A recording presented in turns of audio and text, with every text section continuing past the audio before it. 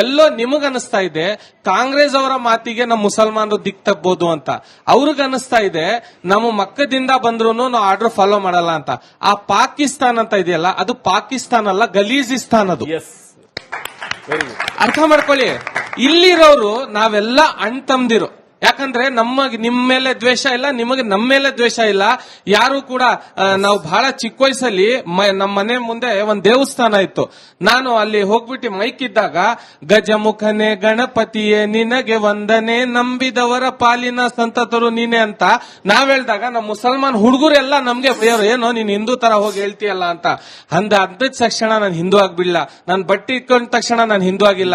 ನನ್ನ ಖುರಾನ್ ನನ್ಗೆ ಕಲ್ಸಿರೋ ಅಂತ ಏನಂತ ಹೇಳಿದ್ರೆ, ನಾನು ಎಲ್ಲಾರ್ಗು ಸಮಾನತೆಯಿಂದ ತಗೊಂಡೋಗ್ಬೇಕು. ಆಮೇಲೆ ನೀವಾಗ್ಲಿ ನಮ್ಮ ಮುಸಲ್ಮಾನರ ಧರ್ಮ ಗುರುಗಳಾಗ್ಲಿ ಇದನ್ನ ನೀವು ಹೇಳ್ಕೊಡೋ ರೀತಿ ಇದೆಯಲ್ಲ, ನಮ್ಮ ಮೇಲೆ ದ್ವೇಷ ಹುಡ್ಸೋದಂತ. ಇಲ್ಲಿ ಹಿಂದೆಗಡೆ ಹುಡುಗರು ಕೂತಿದ್ದಾರೆ, ಬಹಳಷ್ಟು ಚಿಕ್ಕ ಮಕ್ಕಳು. ಅವ್ರಿಗೆ ಕೇಳಿದಾಗ ನಾವು ಇಲ್ಲಿ ಬಂದು ಬಹಳ ನಿಮ್ಗಿಂತ ಮುಂಚೆ ಬಂದು ನಾವು ಕೂತ್ಕೊಂಡಿದ್ವಿ. ಕೇಳಿದಾಗ ಅವ್ರಿಗೆ ಒಬ್ರು ಹೇಳಿದ್ರು ನಾನು ಓದಿ ಕಂಪ್ಲೀಟ್ ಆದ್ಮೇಲೆ ಪೊಲೀಸ್ಗೆ ಹೋಗ್ತೀನಿ ಅಂತ. ಇನ್ನೊಬ್ರು ಪೊಲೀಸ್ಗೆ ಹೋಗಾಗ ಅಷ್ಟೊಂದು ಕಾಸಿಲ್ಲ ಅಣ್ಣ, ನಾವು ಬಡವರು, ನಾವು ಮಿಲಿಟರಿಗೆ ಹೋಗ್ತೀವಿ ಅಂತ. ಇದರಲ್ಲಿ ಯಾರು ಕೂಡ ನಾವು ಜೈ ಶ್ರೀರಾಮ್ ಅಂತ ಹೇಳಿ ಕೊಂದಕ್ ಹೋಗ್ತೀವಿ, ಅಲ್ಲಾಹು ಅಕ್ಬರ್ ಅಂತ ಹೇಳಿ ಕೊಂದಕ್ ಹೋಗ್ತೀವಿ ಅಂತ ಹೇಳಿಲ್ಲ ಹೊರತು ನಮ್ಮ ದೇಶವನ್ನು ಕಾಪಾಡಲಿಕ್ಕೆ ಹೋಗ್ತೀವಿ ಅಂತ ಹೇಳಿದವರು. ಸೊ ಹಾಗಾಗಿ ಧರ್ಮ ಗುರುಗಳ ಸೋಗ್ನಲ್ಲಿ ಯುವ ಮನಸ್ಸುಗಳನ್ನ ಕದ್ದೋ ಕೆಲಸ ಮಾಡಬೇಡಿ.